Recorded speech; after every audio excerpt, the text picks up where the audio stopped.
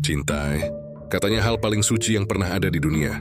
Tapi siapa sangka, kalau cinta bisa lahir dari kuburan, dari darah, dari tanah yang masih basah meneteskan arwah. Namaku Rian. Dan aku akan bercerita bagaimana cinta membuatku menggali kubur, menumpahkan darah, dan kehilangan segalanya. Aku hanya pemuda biasa di sebuah desa kecil di lereng gunung. Sehari-hari bekerja sebagai tukang servis elektronik. Hidupku sepi, monoton, tanpa warna. Hingga aku mengenal Sinta, gadis desa yang seolah membawa cahaya. Ia punya senyum yang bisa membuat waktu berhenti. Dan tatapannya seperti doa yang tak pernah selesai diucapkan. Tapi cahaya itu tak pernah jadi milikku. Dia menolak cintaku mentah-mentah di depan semua orang. Hari itu masih terbayang jelas. Sinta tertawa bersama teman-temannya di warung. Aku datang dengan berani, membawa bunga dan sepotong hati yang sudah lama ku bentuk hanya untuknya. Tapi begitu aku bicara, ia tertawa. Dan semua ikut tertawa. Aku ora gelem Rian, aku ora tresna karo kowe. Oyo ngimpi, katanya sambil menatap sinis. Aku bisa mendengar suara tawa itu sampai jauh ke dalam kepalaku. Berulang-ulang, seperti paku yang menembus telinga. Malamnya aku duduk di tepi sungai, memandangi bayangan wajahku sendiri di air yang beriak. Air itu seolah ikut menertawakanku. Aku ingin menghapus semuanya. Aku ingin ia melihatku, mencintaiku apapun caranya. Saat itulah seorang lelaki tua muncul dari kegelapan. Bajunya lusuh, matanya tajam seperti tahu isi pikiranku. Namanya Mbah Wirya. Orang-orang bilang ia dukun tua yang sudah berhenti praktik. Tapi malam itu ia seolah menungguku. Aku ngerti le, katanya dengan suara serak. Sintamu ora ditampa to. Nanging nek atimu wis kebasyut loro. Aku nduwe syarah. Nanging kudu wani bayar regane. Aku hanya menatapnya. Regane opo membah? Ia tersenyum, bibirnya kering. Matanya merah di bawah cahaya rembulan. Regan, nyawamu bakal digandeng karo sing ora ana. Nanging yen kowe wani, Sinta bakal tresna karo kowe nganti mati. Aku mengangguk, tanpa berpikir panjang, tanpa takut. Di malam itu, aku mengikuti Mbah Wirya menembus kabut, menuju pemakaman tua di pinggir hutan. Udara di sana berat, seperti ada yang menahan napas dari bawah tanah. Mbah Wirya membawa kendi, ayam hitam, segenggam rambutku, dan selembar kain putih. Dia menggali sedikit tanah dari kuburan seorang gadis yang meninggal muda. Katanya, masih perawan, suci dan jiwanya kuat. Aji iki dudu dolanan, Rien, yen salah langkah ora mung atimu sing ilang. Nanging uripmu uga, katanya. Ku hanya mengangguk, menggigil di tengah dingin. Mbah Wirya mulai menyalakan kemenyan. Asapnya pekat, menguar bau aneh, campuran bunga dan darah. Suara jangkrik berhenti mendadak, udara membeku. Lalu suara doa dari mulut Mbah Wirya menggema, lirih tapi dalam. Gembang katresnan saka bumi peteng, nyawa sing durung suwening lemah iki. Dak puntut roso tresnamu, dak leboke ninggatine si Sinta. Supaya tresna, supaya kepincut, ora iso lunga, ora iso uwal, nganti tekan pati, ayam hitam disembelih, darahnya menetes ke tanah kubur. Bau amis langsung menyengat. Mbah Wirya menatapku tajam. Campur getihe karo lemah iki, Rian. Iki dudupe padhang, iki perjanjian. Tanganku gemetar saat meneteskan darah ayam itu ke dalam tanah yang diambil dari kuburan. Mbah Wirya mengambil rambutku, membungkusnya dengan tanah basah dan kain putih. Saiki ucapna nganggo atimu dewe. Aku memejamkan mata dan entah kenapa, dari mulutku keluar kata-kata yang seolah bukan milikku. Sinta, aku tresna marang kowe. Yen kowe ora gelem urip karo aku, luwih becik kowe urip setengah, ning sisihku nganti tekan kubur. Tanah di depan kami bergetar pelan. Suara kuda terdengar dari jauh, pelan lalu makin dekat. Derap itu tak terlihat tapi terasa, membuat tanah di bawah kakiku bergetar seperti ada sesuatu yang ingin keluar. Angin mendadak mati. Pohon-pohon berhenti bergoyang. Lalu Mbah Wirya berseru keras, "Heh, rosaka bumi peteng. Tunduk, tunduk marang pengasih iki. Aji jaran goyang dakwewe kanggo tresna singora bakal uwal." Suara kuda itu berhenti tepat di belakangku. Aku bisa mencium bau tanah basah dan darah busuk bercampur keringat. Bahuku terasa dingin, seperti ada tangan yang menepuknya pelan. Tapi saat ku toleh tak ada siapa-siapa. Mbah Wirya menatapku, wajahnya serius. "Wis rampung le. Nanging elinga, yen Sinta tresna marang kowe, separo jiwane ora saka awake dewe." Aku terdiam. hening. Tapi jauh di dalam dada, ada sesuatu yang bergetar. Entah rasa takut, entah harapan. Mbah Wirya membungkus bungkusan tanah itu dan memberikannya padaku. Sijikno ing ngisur bantale. Tuyan esuk Sinta bakal ngimpi bab kowe. Lan wiwit saiki ora ana sing iso misahke. Kami meninggalkan kuburan itu menjelang subuh. Kabut menutup jalan pulang, dan setiap langkah terasa seperti berjalan di antara dua dunia. Di belakang samar terdengar derap kuda lagi, pelan. Tapi jelas seolah ada sesuatu yang ikut pulang bersama kami. Aku tak tahu bahwa malam itu aku bukan hanya memanggil cinta. Aku memanggil sesuatu yang tak seharusnya datang. Pagi setelah ritual itu, aku terbangun dengan kepala berat dan dada berdebar. Bau kemenyan masih samar di udara, seolah mengikuti dari mimpi. Di bawah bantal, aku tahu ada bungkusan tanah kubur yang diberikan Mbah Wirya malam tadi. Ku serius berani membukanya. Aku hanya menatapnya sambil bertanya-tanya apakah aku baru saja menjual sesuatu yang tidak bisa ku beli kembali. Hari itu, matahari terasa aneh. Sinarnya tidak hangat tapi menyilaukan dan menusuk mata. Orang-orang di desa seperti tidak berubah. Tapi setiap kali mereka lewat, aku merasa seperti mereka tahu sesuatu tentangku. Tatapan mereka seperti menembus. Aku berusaha tenang, berangkat ke bengkel kecil tempatku bekerja, memperbaiki radio, televisi, kipas rusak, apapun yang bisa memberiku uang. Tapi pikiranku tidak pernah benar-benar di sana. Hanya satu nama yang terus memantul di dalam kepalaku. Sinta, aku pertama kali mengenalnya di warung kopi depan balai desa. Ia sering datang pagi-pagi untuk membantu ibunya berjualan sayur. Setiap kali ia tersenyum pada pelanggan, dunia terasa lebih pelan. Aku pernah mencoba berbicara dengannya. Awalnya biasa saja, tapi makin lama aku tahu aku berbeda dari lelaki-lelaki lain yang mendekatinya. Aku tidak punya keberanian, tidak punya wajah yang menawan, hanya hati yang diam-diam menunggu. Aku ingat betul saat pertama kali memberanikan diri. Aku datang membawa sekeranjang jeruk dan bunga melati dari kebun belakang rumah. Sinta hanya menatapku, lalu berkata pelan, "Rian, aku ora iso nampaiki. Kuwis duwe wong sing tak senengi." Kata-kata itu tidak menyakitkan waktu pertama kali keluar dari bibirnya. Tapi malam-malam setelahnya, saat kesepianku makin dalam, suaranya jadi duri. Aku mencoba menepis, tapi bayangannya makin menancap. Sejak saat itu, aku berubah. Kedi mulai mengikuti langkahnya diam-diam. Dari jauh, dari balik pohon, dari sudut jalan. Ku tahu itu salah, tapi rasa di dadaku seperti api yang tak bisa padam. Kadang aku merasa Sinta tahu aku mengikutinya, karena beberapa kali ia menoleh, menatapku dengan pandangan aneh, seperti takut tapi juga kasihan. Malam-malamku penuh bayangan.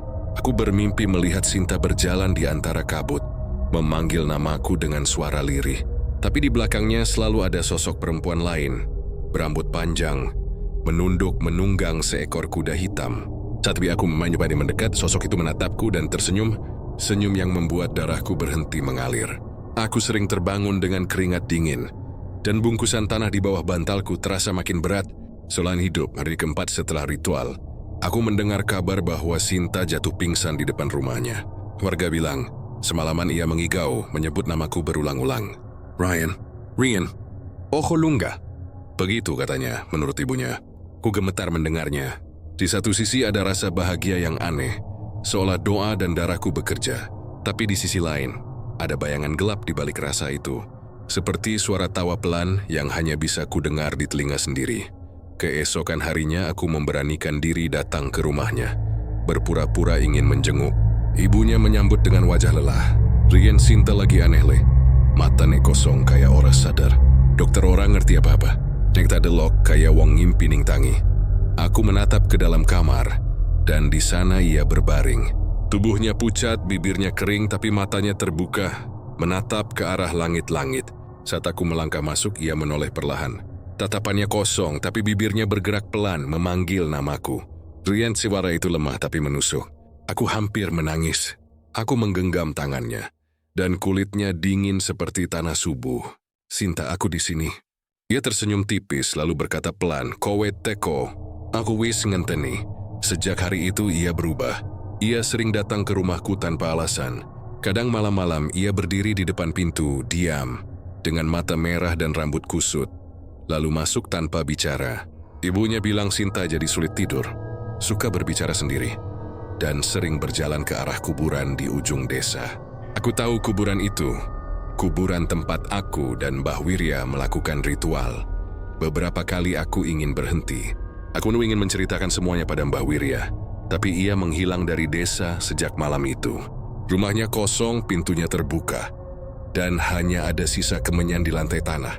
Orang-orang bilang ia pergi ke luar kota, tapi aku tahu ada sesuatu yang membuatnya tak akan kembali. Setiap malam Jumat, derap kaki kuda kembali terdengar di luar rumahku. Kadang samar, kadang sangat dekat.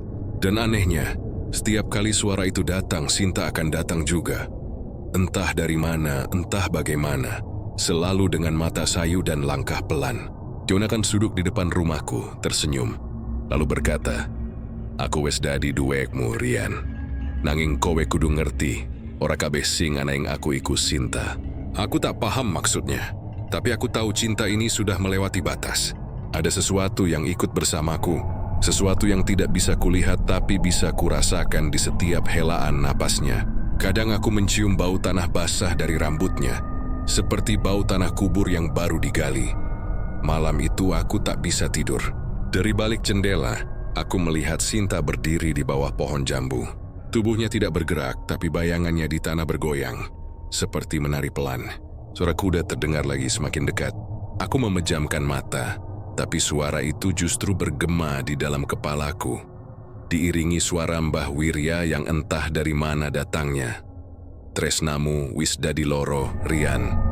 Siji saka atimu, siji saka lemah kubur. Ati manunggal karo pati, dan saka kene ora ana dalan bali." Aku ingin berteriak tapi lidahku keluh. Aku hanya bisa berdoa semoga esok pagi masih ada cahaya. Tapi jauh di dalam hatiku, aku tahu aku sudah tidak sedang mencintai manusia lagi. Yang ada di hadapanku sekarang hanyalah cinta dari tanah kubur. Hari-hari setelah itu semuanya berubah pelan tapi pasti. Aku tak lagi mengenal batas antara cinta dan ketakutan. Sinta memang ada di sampingku, tapi aku tahu ada sesuatu yang lain di balik matanya yang sayu, sesuatu yang bukan manusia. Ia masih memanggil namaku dengan lembut, masih tersenyum, masih menyentuh tanganku, tapi dingin kulitnya menembus tulang seperti sentuhan tanah basah. Setiap kali ia datang, udara di sekitar rumahku jadi berat. Lampu sering meredup sendiri, hewan-hewan tak berani mendekat. Kadang aku mendengar langkah kuda dari kejauhan. Kadang suara itu berhenti tepat di depan pintu rumah. Dan yang paling aneh, setiap kali Sinta pergi selalu tertinggal bekas tanah lembab di lantai, seolah tapak kaki yang baru keluar dari kubur. Suatu malam aku terbangun karena suara orang menangis. Awalnya ku dengar pelan, seperti suara perempuan berdoa di kejauhan. Tapi lama-lama semakin jelas. Aku berjalan menuju jendela, dan di bawah pohon jambu aku melihat Sinta berdiri. Rambutnya menutupi wajah, gaunnya basah kuyup meski tak ada hujan. Ia berbisik lirih, "Rian, aku kedinginan." Aku berlari keluar memeluknya tanpa pikir. Tapi saat aku menyentuh tubuhnya, dingin itu tak wajar.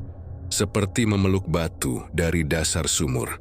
Dari sela rambutnya menetes air hitam yang baunya anyir. Ia mengangkat wajahnya pelan, dan di matanya bukan air mata yang kulihat, melainkan tanah. Butiran hitam mengalir dari kelopak matanya, jatuh ke tanah dan menimbulkan suara lirih, tik, tik, tik, seperti hujan dari dunia lain. Aku ingin lari, tapi kaki seolah tertanam di tanah. Sinta tersenyum samar, lalu berbisik, "Iki dudu salahmu, Rian. Aku tresna tenan karo kowe. Nenging ana sing liyan sing melu tresna." "Apa maksudmu, Sinta?" tanyaku dengan suara bergetar. Dia menatap langit, matanya kosong. "Ana sing ngiket aku bareng karo kowe. Dheweke sing teko sampe benggi, dheweke sing numpah jaran ireng." Suara derap kaki kuda terdengar lagi dari arah pemakaman. Aku menatap ke sana, tapi kabut menutup semuanya. Hanya suara yang tersisa, berat dan bergema. Makin dekat, makin keras, seolah tanah itu sendiri bergetar. Tubuh Sinta gemetar di pelukanku. "Rian, ojo dipeksa. Tresna iki wis dudu duwek awake dewe maneh." Aku menjerit memanggil namanya, tapi tubuhnya ambruk di pelukanku. Saat ku peluk lebih erat, aku menyadari tanganku kotor, penuh tanah dan lumpur. Dia pingsan, tapi tubuhnya masih bergetar seperti ada sesuatu yang hidup di dalam. Penegu membawa Sinta masuk ke rumah, meletakkannya di tempat tidur. lalu duduk di lantai, menggigil. Malam itu aku tak bisa tidur. Suara kuda masih terdengar di luar, dan dari arah dapur terdengar bunyi sendok jatuh. Padahal aku sendirian. Ketika aku berjalan ke sana, aku melihat bayangan perempuan lewat di cermin dinding. Rambut panjang, mata hitam, senyum kaku. Tapi saat aku menoleh, tak ada siapapun. Cermin itu hanya memantulkan wajahku sendiri yang pucat. Tapi aku tahu, di balik pantulan itu ada sesuatu yang memperhatikan. Pagi harinya, Sinta datang lagi, seolah tak terjadi apa-apa. Ia duduk di teras, menatapku dengan senyum lembut, tapi pandangannya kosong. Rian, aku senang urip ning kene. Omahmu anget kayak panggonan sing tak karepke, katanya pelan. Aku mengangguk, berusaha tersenyum, tapi dalam hatiku ada rasa takut yang tak bisa kujelaskan. Hari-hari berikutnya semakin aneh. Setiap kali aku menyentuh Sinta, tanganku terasa kesemutan. Kadang ada bekas merah seperti terbakar di kulitku. Dia juga sering tiba-tiba menghilang saat sore, lalu muncul lagi menjelang tengah malam dengan pakaian kotor dan basah. Aku mencoba bertanya, tapi ia hanya menjawab, "Aku mung lunga sebentar, Rian. Ana sing ngajak melaku." Suatu sore, aku menemui teman lamaku, Wito, yang dulu pernah belajar ilmu kebatinan. Aku menceritakan semuanya, wajah Wito langsung pucat. "Gawe wis main geni, Rian. Aji jaran goyang sing bambahan iku ora mung ngiket rasa, nanging nyawane uga. Nek sing digunakake tanah saka kubur perawan, arwahe bakal melu urip maneh." Aku menatapnya gemetar. "Apa maksudmu melu urip maneh?" "Maksudku saiki Sinta ora diwian. Ana ro sing ngetutke dheweke. Lan ro iku sing nggawe dheweke tresna karo kowe. Yen ro iku luwih kuat sing ana mung jasade Sinta. Atine wis dikuasai, aku tak percaya." Tapi malamnya, aku membuktikan sendiri. Saat Sinta tertidur di rumahku, aku mendengar suaranya berbisik, tapi bibirnya tak bergerak. Bisikannya pelan, seperti doa dalam bahasa yang tak kupahami.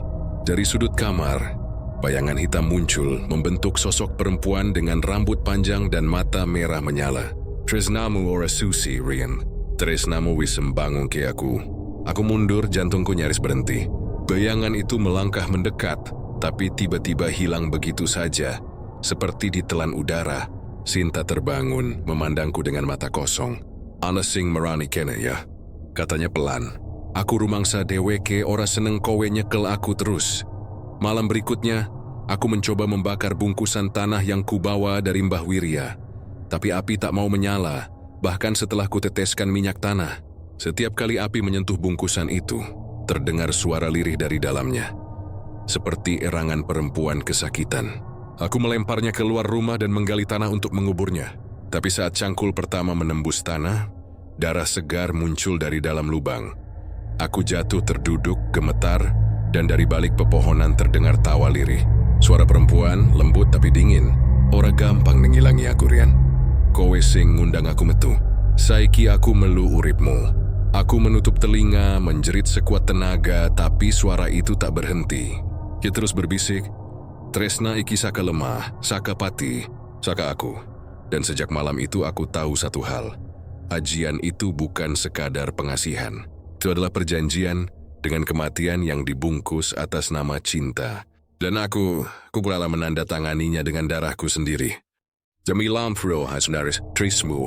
Langit di atas desa seperti diselimuti kabut tipis, menekan dada Rian, yang berjalan menyusuri jalan setapak menuju rumah kayu tua di ujung hutan bambu. Suara serangga malam terdengar jauh, seolah takut mendekat ke tempat itu. Rian membawa bungkusan kecil berisi sehelai rambut Sinta, yang ia curi diam-diam saat gadis itu melewati warung. Dalam hatinya bergetar rasa bersalah, tapi juga tekad yang keras. Ia tak ingin kehilangan cinta ini. Rumah Mbah Wirya tampak seperti bayangan dari masa lampau. Papan-papan lapuk, genting berlumut, dan pintu yang terbuka sedikit seperti sedang menunggu. Di dalamnya, bau kemenyan sudah mengambang sebelum Rian mengetuk pintu. "Mbah," suaranya lirih, hampir tenggelam oleh suara angin yang berdesir di antara daun bambu. Tak ada jawaban, tapi pintu itu berderit pelan, terbuka dengan sendirinya. Rian melangkah masuk, dan di sudut ruangan ia melihat sosok tua itu. Duduk bersila, matanya setengah terbuka, menatap api kecil yang menyala di wadah tanah liat. Kowe teko ugo le. Suara itu berat dan dalam. Apa wis mateng niatmu? Rian menelan ludah, menunduk dalam-dalam. Wis mbah, aku ora iso urip tanpa Sinta. Mbah Wirya tertawa kecil, suara tawanya serak seperti ranting kering patah. Sinta yo. Kadang rasa tresno iku luwih peteng tinimbang duko. Nek kowe pancen gelem ono regane. Rian mengangguk cepat. Apa wae mbah, aku gelem bayar. Mbah Wirya berdiri perlahan, tubuhnya kurus tapi matanya tajam seperti bilah pisau.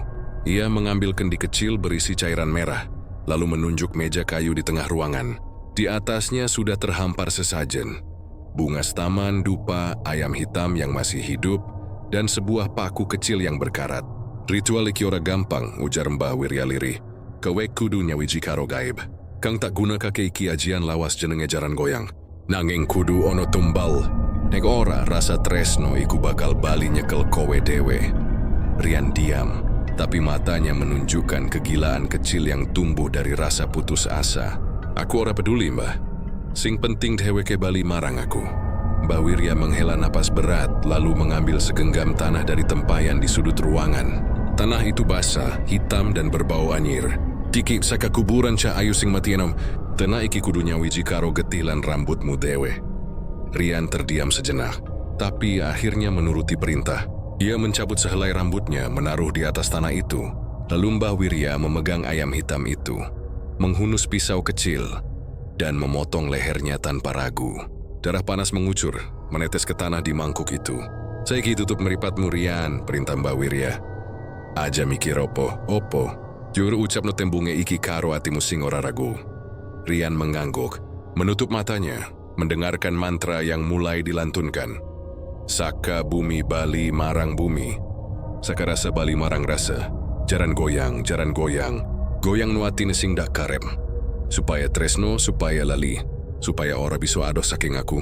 Ping jeneng asmoro saka sang lelembut tanah kubur. Surya Mbah Wirya berubah rendah, seperti bergema dari dalam tanah. Angin berhembus makin keras membuat lampu minyak bergetar. Dupa mengepulkan asap tebal. Dan dari antara kepulan itu, Rian merasa ada bayangan wajah wanita samar menatapnya dengan mata hampa. Saiki kowe kudu ngucap sumpahmu, ujar Mbah Wirya dengan nada lebih keras. Rian menggenggam tanah yang telah bercampur darah dan rambutnya. Rian nyawiji karo ajian iki. Nek tresnoku ora kasembadan aku gelem dadi abdi saka sing dijanjekke. Mbah Wirya tiba-tiba menghentakkan tongkatnya ke lantai. Api kecil di wadah tanah liat menyala tinggi, berubah warna biru. Suara seperti derap kuda terdengar jauh, makin dekat makin keras. Wis tekan, bisik Mbah Wirya. Kowe rungok nole, jaraniku wis teka saka jagat lio. Rian membuka matanya, tubuhnya gemetar. Di belakang Mbah Wirya, bayangan seekor kuda hitam berdiri di tengah ruangan. Tak sepenuhnya nyata, tapi bentuknya jelas. Dari tubuhnya mengalir rasa pekat. Mata kuda itu menyala merah seperti bara. Jaran iki sing bakal nggawa tresnoku tekan Sinta, kata Rian dengan suara bergetar. Mbah Wirya tersenyum aneh. Yonanging ngeling ka Rian. Ajian iki dudu saka kahya. Iki saka pepeteng. Yen atimu rapuh, pepeteng iku bakal mangan kowe luwih disik tinimbang Sinta. Derap kuda itu berhenti tiba-tiba, digantikan oleh keheningan yang menekan dada. Rian menatap tangannya yang berlumur darah ayam. Terasa hangat, tapi ada sesuatu lain. Rasa dingin menjalar dari ujung jari ke hatinya. Iwayateu malam itu, ada sesuatu yang telah masuk ke dalam dirinya. Mbah Wirya menatapnya lama, lalu berkata pelan, Saka saiki saben turune srengenge, nyebut jenenge Sinta sak kaping pitu. Sawise dina ketelu dheweke bakal nyandak rasa kaya sing kowe karep. Nanging elinga, nek dheweke ndelok arah kuburan sing ngisor bukit aja nganti kowe ndelok bali. Ing kana sing ngrasuk dheweke ora kersane kahurip. Rian menelan ludah, menunduk dan menjawab pelan, Inggih mbah. Mbah Wirya menatap api biru itu yang mulai meredup, lalu berbisik dalam bahasa yang tak lagi manusiawi. Rian hanya mendengar potongan suku kata seperti angin mendesir di antara liang kubur. Ketika semua selesai, Rian melangkah keluar dari rumah itu dengan tangan gemetar. Di kejauhan bulan tertutup awan. Namun di telinganya masih terngiang suara Mbah Wirya, lembut tapi mengancam. Cinta saka tanah kubur ora tau bebas lah. Saben rasa tresno kudu ono sing mati disik. Dan malam itu, Rian sadar bahwa ia baru saja menandatangani perjanjian cinta dengan bayangan dari dunia yang tidak mengenal akhir. Anda bilang, 3 malam setelah perjanjian itu, udara di desa menjadi aneh. Angin berhembus pelan, tapi membawa aroma bunga setaman dan darah kering. Langit tampak lebih kelabu dari biasanya, seakan ikut menyimpan rahasia. Rian tak tidur sejak sore. Di sudut kamarnya, ia duduk bersila menghadap cermin kecil, memegang bungkusan tanah kubur yang kini mulai mengering. Suara Mbah Wirya terus terngiang di kepalanya. 7 kali sebut nama Sinta, 7 malam berturut-turut. Setelah malam ketiga, cinta itu akan datang. Namun malam ini bukan malam biasa.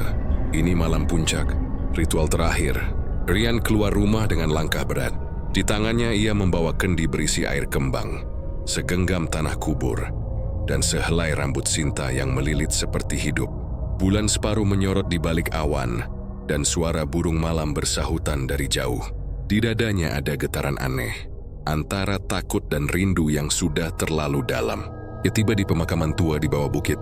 Di sanalah Mbah Wirya sudah menunggu, duduk di atas batu nisan besar, mengenakan kain hitam dan sorban kelabu. Di hadapannya tergeletak ayam hitam baru, dupa menyala serta kendi yang mengeluarkan asap tipis. Di udara aroma mistis bercampur amis darah. Wiswayahe, kata Mbah Wirya lirih. Kowe kudu kuat le. Yan atimu goyah, ajian iki ora bakal nyawiji. Nanging nek kowe tenanan jagat bakal manut karo karepmu. Rian menunduk. Aku siap, Mbah. Sinta kudu dadi milikku. Mbah Wirya tersenyum, wajahnya samar diterangi cahaya dupa. Sing dak karep mung siji, ojo nganti kowe ndelok mburi pasajian iki mlaku. Ana sing bakal ngliwati dalan iki, nanging ora kanggo mripatmu. Rian mengangguk menelan ludah. Ia bersimpuh di tanah, sementara Mbah Wirya mulai melantunkan mantra kuno. Suaranya berat, seperti keluar dari kedalaman bumi. Jaran goyang, jaran kasmaran, opo sing dak karep kudu kelakon. Atine sing dak sebut dadi gumeter, tresnane mlebu kaya geni sing ora ono padame. Asap dupa berputar di udara, membentuk pusaran aneh. Mbah Wirya lalu menaburkan bunga setaman di atas tanah kubur gadis perawan yang dulu diambil tanahnya. Rian menaburkan rambut dan darah ayam ke atas bunga itu. Darah mengalir pelan, meresap ke tanah hitam yang tampak hidup. Mbah Wirya kembali berucap, kali ini dengan nada yang lebih keras. Rosing ning ngisor lemah, aku nyebut kowe. Sing ayu sing wis orang duweni raga. Tekalan nyandhak atine Sinta, gawara setresno, nanging tinggal nuruhmu ning kene. Angin tiba-tiba berubah arah, meniup dupa hingga padam. Rian menahan napas. Suara seperti derap kaki kuda terdengar pelan, datang dari jauh, makin lama makin dekat. Tanah di bawah mereka bergetar, rumput kering berdesir tanpa sebab. Rian menatap ke arah sumber suara, tapi Mbah Wirya menghentak tongkatnya ke tanah. Ajan delak lay. Tundowai, bentaknya keras. Rian segera menunduk, tapi di sela hembusan angin, ia mendengar suara perempuan tertawa lirih. Tawa itu lembut tapi dingin, seperti keluar dari kerongkongan yang tak lagi bernyawa. Bulu kuduknya berdiri, jantungnya berdetak cepat. Mbah Wirya melanjutkan mantranya, kini dengan suara lebih rendah namun penuh tekanan. Sing teka ojo nyekel wong iki mung jembatan sakarasa. Ojo nganti tresno iki dadi kuburan loro. Asap hitam muncul dari tanah, melingkar di sekitar Rian. Ia mulai merasa dadanya sesak, napasnya berat. Dalam benaknya muncul wajah Sinta, senyumnya, suaranya, matanya yang selalu menghindar. Tapi kini bayangan itu berubah. Wajah Sinta menatapnya, lalu memudar, berganti dengan wajah pucat gadis asing berambut panjang. Rian ingin berteriak, tapi lidahnya kaku. Suara itu kembali terdengar, kali ini dekat di telinganya. Tresno iki ora saka kowe, tapi saka aku. Rian membuka matanya sedikit. Di depannya, tanah kubur itu tampak bergerak, bergelombang seolah ada sesuatu di bawahnya. Aroma busuk tanah basah bercampur bunga mawar yang mulai layu. Di balik desiran angin, samar terdengar derap kuda berputar-putar di sekitar mereka. Mbah Wirya menghentikan mantra, lalu membakar selembar kain putih di tangannya. Api menyala biru, lalu berubah menjadi hijau tua. Ia menatap Rian dan berucap dengan nada keras, Rian, saiki sebut jenenge. Pitu kaping, nganggo atimu. Rian gemetar tapi mengikuti perintah. Sinta, Sinta, Sinta, Sinta, Sinta, Sinta, Sinta, Setiap kali nama itu diucap, tanah di bawahnya bergetar makin keras. Dari dalam pusaran asap muncul cahaya merah, seperti bara menyala di kedalaman bumi. Dan kemudian, keheningan. Hanya napas Rian yang tersisa. Mbak Wirya memejamkan mata, wajahnya pucat. "Wis kelakon," katanya pelan. "Tresno iku wis mlebu." Tapi sebelum mereka sempat beranjak, suara tawa itu kembali. Kali ini lebih keras, menggema di antara nisan-nisan. Rian mendongak, tak tahan lagi rasa ingin tahunya. Di hadapannya, berdiri sosok perempuan berambut panjang. Tubuhnya menggantung sedikit di udara. Wajahnya mirip Sinta, tapi kulitnya pucat kehijauan, matanya hitam seluruhnya. "Aku wis rawuh," Rian bisiknya. "Tresno iki dudu saka atimu. Nanging saka lemasing kowe gawe nyebut asmaku." Rian menjerit, tapi suaranya tertelan oleh derap kuda tak kasat mata yang berlari mengelilinginya. Mbak Wirya menatap dengan mata ngeri berteriak, "Ndang lu ngale, ojo didelok maneh. Kowe wis nyawiji karo sing ora kudune." Namun terlambat. Rian telah menatap mata makhluk itu, dan di dalam sorot matanya, ia melihat dua dunia yang saling menelan, dunia cinta dan dunia kematian. Ketika pagi datang, hanya sisa tanah hitam yang tampak di pemakaman itu. Mbah Wirya tertunduk di atas nisan. Tubuhnya lemas, sementara Rian berjalan pulang tanpa ekspresi, membawa kendi yang kini dingin dan berbau busuk. Dalam hatinya suara lembut berbisik, "Tresnaku wis nyandak awakmu, Rian. Aku bakal tansah ananang kowe."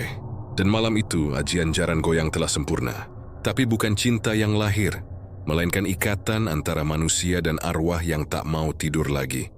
Anda bilang, sudah 3 hari berlalu sejak ritual itu, dan hidup Rian tak lagi sama. Dewi Stifling Koryapit memberadakan sesuatu yang mengikuti dari belakang. Bayangan samar yang tak pernah sepenuhnya terlihat, tapi selalu terasa. Tidurnya gelisah. Setiap malam ia mendengar suara kuda berlari di kejauhan, seperti sedang mengitari rumahnya. Namun pagi ini berbeda. Ketika ia bangun, udara di sekeliling terasa hangat, dan di depan rumahnya berdiri sosok yang selama ini menghantui pikirannya. Sinta. Gadis itu berdiri diam di bawah cahaya matahari pagi. Rambutnya tergerai, wajahnya pucat tapi senyumnya lembut. Rian terpaku, dadanya berdegup kencang, jari-jarinya bergetar. Ia mengira masih bermimpi. "Sinta?" Suaranya hampir berbisik. Sinta mengangguk perlahan. "Rian, aku orang ngerti kenapa, tapi aku kangen karo kowe." Kata-kata itu jatuh begitu saja dari bibir Sinta. Rian membeku. Kata-kata yang dulu ia impikan kini terucap tanpa paksaan. Ia bahkan tak sempat berpikir, langsung mendekat dan menggenggam tangan Sinta. Dingin, tidak seperti kulit manusia biasa, tapi Rian menepis rasa aneh itu. Ia hanya tahu satu hal, Sinta kini mencintainya. Hari-hari berikutnya menjadi mimpi bagi Rian. Sinta datang hampir setiap sore, duduk di beranda, berbicara dengan lembut, sesekali menatap Rian dengan pandangan penuh kasih. Namun di sela percakapan itu, ada kejanggalan yang tak bisa ia abaikan. Sinta sering diam lama, menatap kosong ke arah bukit tempat pemakaman. Matanya seolah kehilangan cahaya, dan setiap kali Rian memanggil, ia akan tersentak, seperti baru terbangun dari mimpi yang jauh. "Kenapa kowe sering delok bukit kuwi?" tanya Rian suatu sore. Sinta menunduk, suaranya pelan. "Ana sing ngundang Rian. Kayak ana sing nyebut jenengku saben malam." Rian tercekat. "Siapa sing nyebut?" Sinta menatapnya, tapi matanya bukan lagi mata yang ia kenal. "Aku ora ngerti, tapi suaranya podo karo kowe." Rian bergidik. Ia teringat pesan Mbah Wirya. Aja nganti deweken delok arah kuburan sing ngisor bukit. Tapi sekarang hampir setiap kali Sinta datang, matanya selalu terpaku ke sana. Malamnya, Rian mencoba memejamkan mata, tapi suara itu kembali muncul. Derap kuda, kali ini lebih keras. Lalu disusul bisikan perempuan dari luar jendela. "Rian, aku wes bali. Tapi kenapa kowe ora nyambut aku?" Ia langsung bangun, membuka pintu, tapi hanya menemukan kabut tebal di halaman. Di tanah depan rumahnya ada jejak tapal kuda segar, seperti baru saja lewat. Keesokan harinya, Sinta datang lagi. Tapi kali ini langkahnya lemah. Wajahnya makin pucat, bibirnya kebiruan. Ia duduk tanpa banyak bicara, hanya menatap Rian dalam diam. "Kowe ora opo-opo, Sinta?" Sinta menggeleng, tersenyum tipis. "Aku mung kesel, Rian. Nanging aku seneng iso cedhak karo kowe. Kowe ora pengin adoh maneh." Saat itu Rian memperhatikan sesuatu. Di pergelangan tangan Sinta ada bekas tanah hitam menempel. Cuma mencoba membersihkannya, tapi noda itu tak hilang seolah melekat dari dalam kulit. Saat disentuh, tubuh Sinta terasa dingin sekali, seperti baru keluar dari air. Malamnya, Rian memutuskan datang ke rumah Mbah Wirya untuk menanyakan hal ini. Tapi ketika sampai di sana, rumah tua itu kosong. Hanya sisa abu dupa di lantai dan bau kemenyan basi. Di dinding tergores tulisan aneh yang seolah dibuat dengan darah kering. Sing wis nyebut saka kubur, ora iso mbatalake. Rian menelan ludah. Ini tahu kesisnui telah salah. Tapi bagaimana mungkin ia meninggalkan Sinta sekarang, saat gadis itu akhirnya bersamanya? Ketika ia kembali ke rumah, Sinta sudah menunggu di depan pintu. Tapi kali ini ada sesuatu yang berbeda. Wajahnya terlihat lebih tirus, matanya makin dalam, dan di rambutnya terselip bunga setaman layu. Bunga yang sama yang dulu ia taburkan dalam ritual. Rian bergidik, tapi Sinta tersenyum manis menatapnya penuh cinta. Rian, aku tresno karo kowe. Saklawase. Kata-kata itu indah, tapi suaranya seperti bergema ganda, seolah ada dua suara yang berbicara bersamaan. Di antara kalimat Sinta, terdengar bisikan halus lain, lebih dingin, lebih dalam. Tresno iki ora mung saka deweke, tenging saka aku uga. Rian mulai takut. Ia mundur selangkah, tapi tangan Sinta menggenggamnya kuat sekali, tak seperti perempuan biasa. Ojo lunga Rian, aku wis bali kanggo kowe. Malam itu Rian tak bisa tidur. Di sampingnya, Sinta tertidur dengan mata terbuka, menatap langit-langit rumah. Nafasnya berat, dan setiap kali angin berhembus, bunga setaman di rambutnya bergoyang sendiri. Ketika Rian mencoba menutup matanya, terdengar suara derap kuda lagi, lebih keras berputar-putar di sekitar rumah. Lalu dari arah luar, terdengar suara perempuan lain, lembut namun bergetar. Sinta, awakmu duduk kowe maneh. Waktumu durung rampung ning lemah. Sinta tiba-tiba terbangun, tubuhnya kaku. Matanya membulat, pupilnya menghitam seluruhnya. Ia menjerit pelan, tapi dari mulutnya keluar aroma tanah basah. Rian ana wong sing pengin jupuk aku. Rian memeluknya, tapi tubuh itu dingin dan kaku, seperti batu. Suara tawa panjang bergema di luar, lalu lenyap begitu saja. Ketika fajar menyingsing, Sinta masih di sana, duduk diam, memandangi bukit. Ia tersenyum pada Rian, tapi matanya hampa. Rian, katanya pelan, tresno iki nyandak nganti kubur. Gen kowe lunga, aku bakal nyusul. Aku ora bakal ninggal kowe maneh. Dan Rian meski hatinya mulai takut, tak mampu menolak. Ia mencintai Sinta, meski kini ia tak tahu siapa yang sebenarnya ia cintai. Gadis yang dulu hidup, atau sesuatu yang datang dari tanah kubur membawanya kembali. Di kejauhan derap kuda terdengar lagi. Tapi kali ini, langkahnya berhenti tepat di depan rumah Rian. Lalu hening, dan udara tiba-tiba menjadi dingin, seolah dunia berhenti bernafas. Sejak malam itu, ketenangan di rumah Rian lenyap sepenuhnya. Setiap malam, suara derap kuda semakin jelas, seperti berputar mengelilingi rumahnya tanpa henti. Kadang terdengar di atap, kadang di halaman belakang. Kadang suara itu berhenti tiba-tiba, digantikan dengan tawa perempuan lirih yang membuat darahnya membeku. Sinta semakin aneh, tubuhnya makin lemah, kulitnya pucat keabu-abuan, dan matanya sering memandang kosong keluar jendela. Bila jarang bicara, tapi bila berbicara, suaranya seperti berasal dari dua mulut yang berbeda. Kadang lembut, kadang berat dan parau. Rian, katanya suatu malam dengan nada pelan, aku ora iso turu. Ana sing nangis nang jaba. Rian menatap keluar. Tak ada siapa-siapa. Hanya kabut tebal menyelimuti halaman. Tapi ketika ia hendak menutup jendela, dari tengah kabut muncul bayangan samar. Sosok wanita berambut panjang, berdiri di antara pepohonan, menatap lurus ke arah mereka. Rian cepat-cepat menutup jendela. Namun begitu ia berbalik, Sinta sudah berdiri di belakangnya. Tanpa suara, dengan mata kosong dan senyum aneh di wajahnya. Rian, katanya pelan, aku ngerti siapa sing nangis kui. Rian mundur selangkah. Siapa? Sing jaluk bali. Jawabnya lirih, lalu jatuh pingsan di lantai. Sejak saat itu Sinta tak pernah sepenuhnya sadar. Kadang ia duduk diam sambil bergumam bahasa yang tak dimengerti. Kadang menari pelan seperti orang kesurupan. Tubuhnya meliuk, kakinya menghentak lantai, seperti seekor kuda yang tengah dipacu.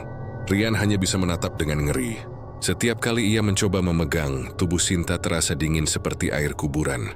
Malam berikutnya Rian kembali didatangi suara langkah kuda.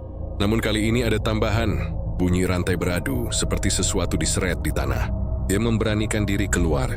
Di halaman ia melihat tanah berwarna hitam pekat, seperti baru digali. Dari arah kuburan di bawah bukit tampak asap tipis menjulur menuju rumahnya. Ia tak tahan lagi. Dengan tubuh gemetar, Rian berlari ke rumah Mbah Wirya. Tapi rumah itu kini porak-poranda. Pintu terlepas dari engselnya. Dupa yang biasa menyala kini hanya meninggalkan bekas gosong di lantai. Di tengah ruangan, Rian melihat sesuatu yang membuat darahnya berhenti mengalir. Tubuh Mbah Wirya tergeletak, membiru dengan mata terbuka menatap langit-langit. Di dada tuanya tergurat bekas tapal kuda. "Gusti Allah," bisik Rian pelan, lututnya lemas. Di dekat tubuh Mbah Wirya, tergeletak secarik kertas bertuliskan mantra yang setengah hangus. Tulisan itu bergetar diterpa angin malam. Dan di antara abunya, satu kalimat masih bisa dibaca. "Sing dikuasani jaran goyang, odamung bakal nempat tresno. Nanging uga roh sing nuntut tresno iku bali." Rian sadar, arwah dari tanah kubur yang ia ambil dulu bukanlah sembarang roh. Ia telah memanggil sesuatu yang kelaparan. Entitas yang tak puas hanya menjadi perantara cinta. Jadi ingin hidup kembali melalui tubuh Sinta. Dengan panik, Rian berlari pulang. Dari jauh, rumahnya tampak seperti berdenyut. Jendela bergetar, pintu berdebum. Dan dari sela-sela dinding keluar asap tipis berbau anyir. Ketika ia mendobrak pintu, ia melihat Sinta berdiri di tengah ruangan. Tubuhnya melayang beberapa sentimeter di atas lantai. Rambutnya terurai, matanya hitam seluruhnya, dan dari bibirnya keluar suara tumpang tindih. Dua nada yang saling berlawanan. "Rian," suara itu berat bergema. "Kowe sing nyebut aku saka kubur. Saiki awa iki dari panggonanku." Rian mundur, air matanya mengalir. "Aku orang ngerti bakal kaya ngene, aku mung pengen kowe bali." Sinta Bia tahu entitas di dalamnya ges tertawa pelan. "Bali yo? Aku wes bali, tapi tresno saka lemah ora iso munggah menyang langit. Aku butuh wadah. Lanawak iki pek kanggo omahku." Rian berteriak mencoba meraih Sinta. Tapi tiba-tiba udara di ruangan itu menjadi dingin sekali. Napasnya membeku di udara. Dari lantai, muncul tangan-tangan hitam berlendir. Mencengkeram kaki Sinta dan menariknya pelan-pelan ke bawah. Sinta menjerit, tapi suaranya berganti-ganti. Antara tangisan manusia dan tawa arwah. "Rian, tulungi aku. Aku ora pengen mati maneh. Rian." Bisik suara lain berat dan datar. "Ajang lawan. Tresno iki wis dadi perjanjian." Rian menarik tubuh Sinta sekuat tenaga. Tapi setiap sentuhannya membuat kulit gadis itu terasa makin dingin dan keras. Dari bawah lantai, suara derap kuda makin keras. Seolah ada makhluk besar yang berputar-putar menunggu sesuatu. Lalu tiba-tiba semuanya berhenti. Keheningan total. Hanya suara napas Rian yang tersisa. Dia menatap tubuh Sinta yang kini terbaring di lantai. Pucat tak bergerak tapi masih hangat. Girish memeluknya erat, menangis tanpa suara. Namun saat ia mencoba menatap wajah Sinta, mata gadis itu terbuka. Pandangannya kosong, tapi senyum di bibirnya pelan-pelan muncul. "Aku saiki tenang, Rian," katanya dengan suara lembut. "Nanging ana siji sing isike pengen nang jaga diki." Rian mengerutkan kening, air matanya jatuh di pipi Sinta. "Sapa Sinta?" Tangan Sinta mengusap pipinya pelan. "Sing nyebut aku saka kubur." Dan seketika, tubuh Sinta menegang. Lehernya menengok ke arah pintu tanpa suara. Matanya menatap lurus. Rian mengikuti arah pandang itu dan melihat sosok perempuan berambut panjang berdiri di ambang pintu. Wajahnya sama persis dengan Sinta, tapi lebih pucat, matanya kosong, dan di kakinya menempel lumpur kuburan. "Wadahku," bisik sosok itu. Lampu minyak tiba-tiba padam. Ruangan diselimuti gelap. Teriakan Rian menggema di malam yang sunyi. Disusul suara derap kuda yang melesat cepat menjauh, membawa dua bayangan yang saling bertaut, manusia dan arwah yang tak bisa dipisahkan lagi. Ketika fajar tiba, warga menemukan rumah Rian kosong.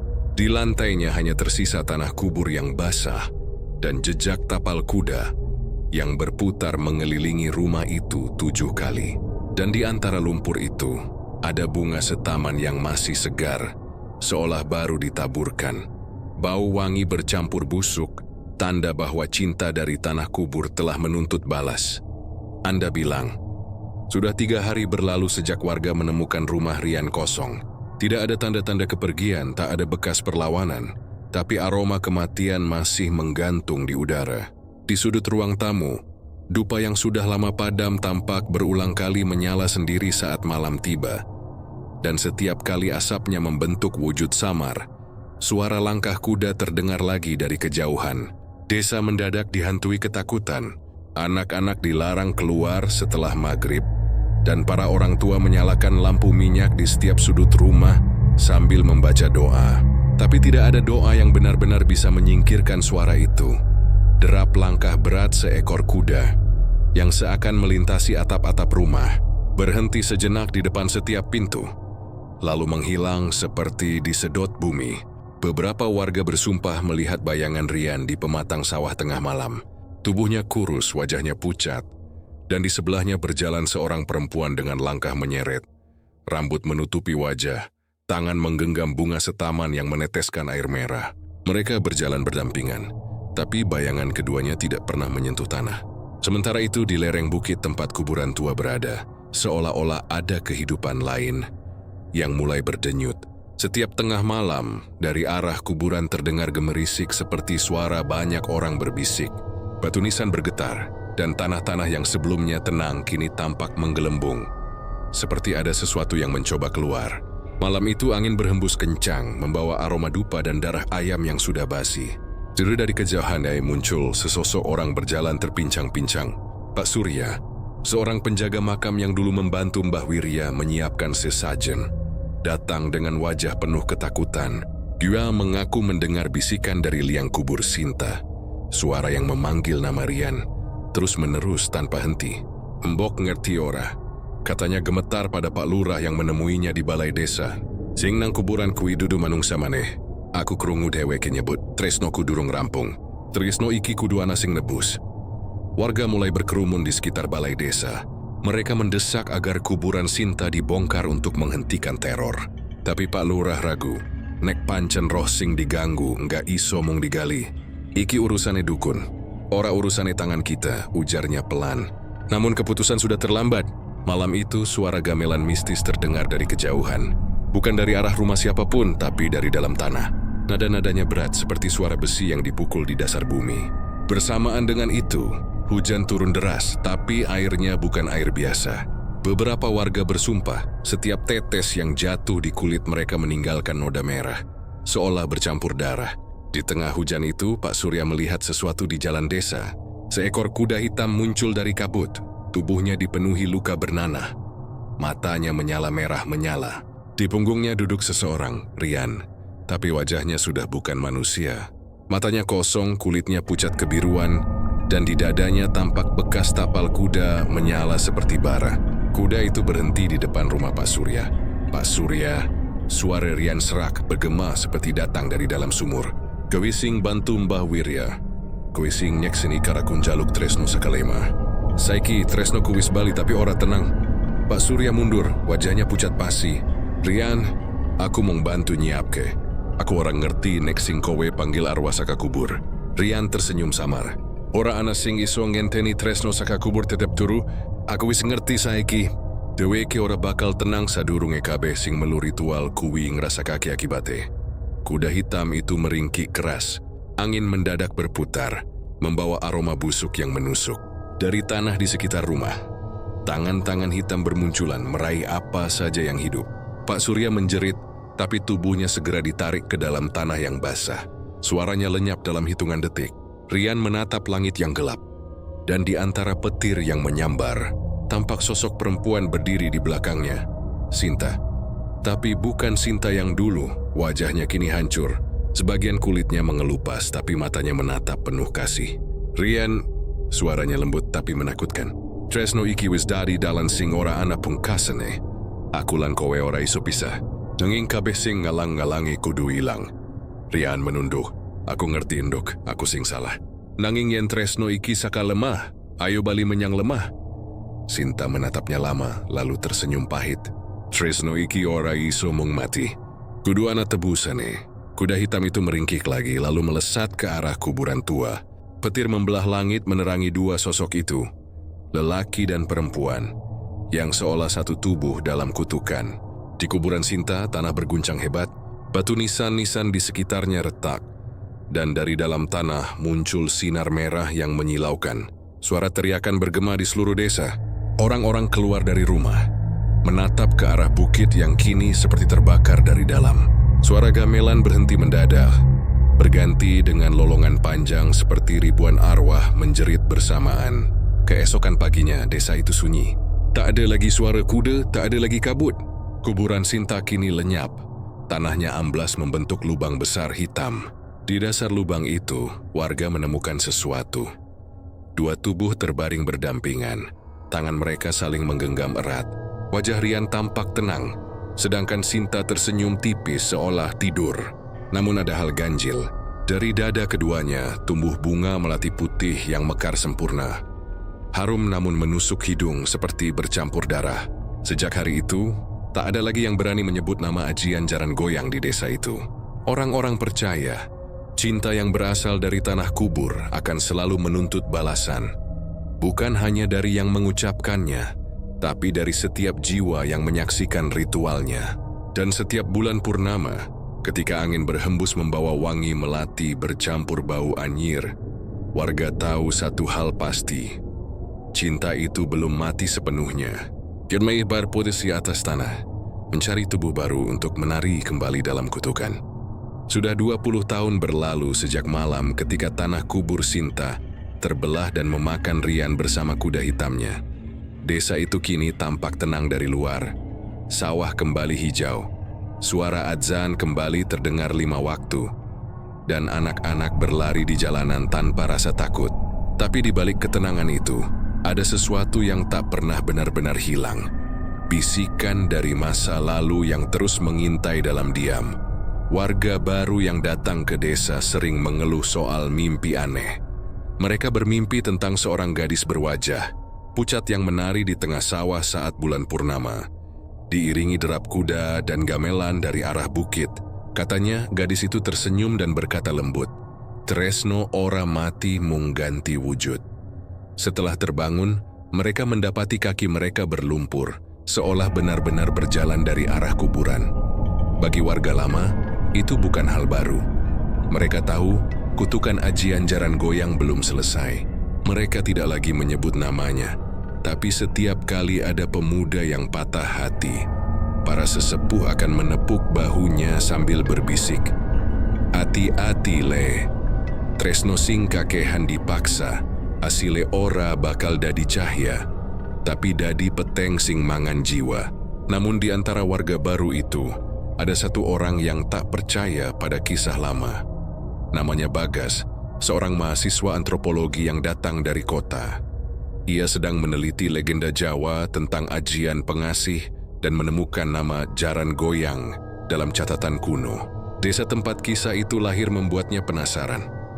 Ia menganggap semua cerita rakyat hanyalah simbol dari obsesi manusia terhadap cinta dan kekuasaan. Ia datang dengan niat menulis skripsi, bukan mencari kutukan. Suatu sore, Bagas duduk di warung dekat balai desa berbincang dengan Mbah Sariman, salah satu saksi tua yang masih hidup. Lelaki tua itu memandang jauh ke arah bukit sambil menghembuskan asap rokoknya perlahan. "Leh, nek kowe pancen arep nulis soal Jaran Goyang, ojo nyebut-nyebut jenenge pas wengi," ucapnya lirih. Bagas tersenyum, menulis cepat di bukunya. "Kenapa, Mbah? Takut arwahnya datang?" Mbah Sariman menatapnya lama. "Ora kabeh sing ilang bakal ilang tenan le. Kadang, sing wis dikubur malah luwih kuat tinimbang sing urip." Bagas menertawakan ucapan itu. Malamnya, ia tetap pergi ke bukit tempat bekas kuburan Sinta berada. Ia membawa senter dan alat perekam suara, berniat merekam bukti suara gamelan atau langkah kuda yang konon sering terdengar. Tapi sesampainya di sana, yang ia temukan hanya rumput liar dan batu nisan yang hampir tertutup lumut. Di tengahnya, ada lubang besar yang sudah ditimbun, tapi tanahnya masih berwarna hitam seperti terbakar. Bagas menancapkan tripodnya, menyalakan perekam lalu berkata pelan, Di sini dulu, katanya, seorang lelaki melakukan ritual cinta terlarang. Aku ingin tahu apakah benar arwahnya masih gentayangan. Hening, hanya suara jangkrik dan desir angin. Namun tak lama, tanah di bawah kakinya bergetar halus. Senter di tangannya redup, lalu padam sepenuhnya. Dalam kegelapan, Bagas mendengar bunyi seperti langkah kuda pelan, mendekat, semakin dekat, hingga terasa seperti mengitari tubuhnya. Ia menelan ludah mencoba menyalakan senter, tapi alat itu mati total. Kemudian, dari arah belakangnya terdengar suara perempuan berbisik sangat pelan, nyaris menyentuh telinganya. "Ngopo kowe ganggu tresno sing wis mapan nang lemah?" Bagas terpaku. Suara itu lembut tapi menusuk. Ia menoleh, dan di sana, di tengah kabut tipis, ia melihat seorang perempuan bergaun putih lusuh. Rambutnya panjang menjuntai, wajahnya samar namun indah. Matanya kosong tapi senyumnya seperti memanggil. "Siapa kau?" tanya Bagas terbata. Perempuan itu tersenyum. "Aku Sinta, aku sing dicintai saka lemah. Saiki giliranku njaluk tresno saka sing kowe duwe." Angin berembus kencang. Perekam, suara di tanah berbunyi sendiri. Memutar balik rekaman yang belum sempat disimpan. Tapi bukan suara Bagas yang terdengar, melainkan suara dua orang lain, suara Rian dan Sinta dari masa lalu. "Rian, aku wedi. Wis neduk, tresno iki bakal ngiket awake dewe selawase. Ora ana sing bisa misahke maneh." Bagas mundur dengan wajah pucat. Ia ingin lari, tapi kakinya seperti ditahan sesuatu. Dari tanah, tangan hitam berlendir muncul dan mencengkeram pergelangan kakinya kuat-kuat. Ia berteriak sekeras mungkin, namun suara itu ditelan angin.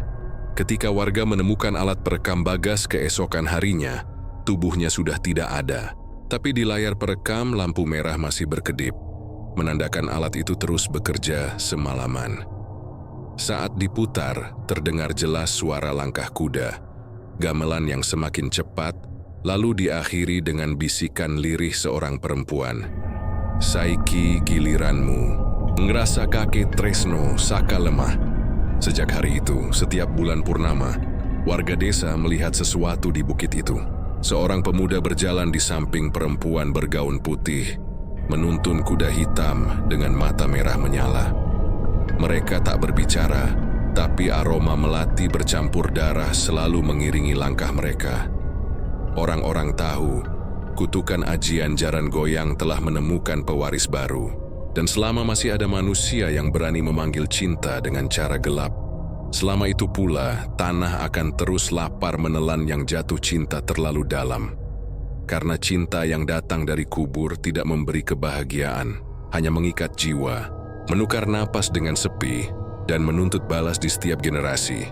Dan setiap kali angin malam membawa bau melati di desa itu, seseorang pasti menghilang. Tak pernah ditemukan, hanya menyisakan jejak tapal kuda di tanah basah. Tanda bahwa cinta dari tanah kubur belum berakhir, hanya menunggu nama baru untuk diseru.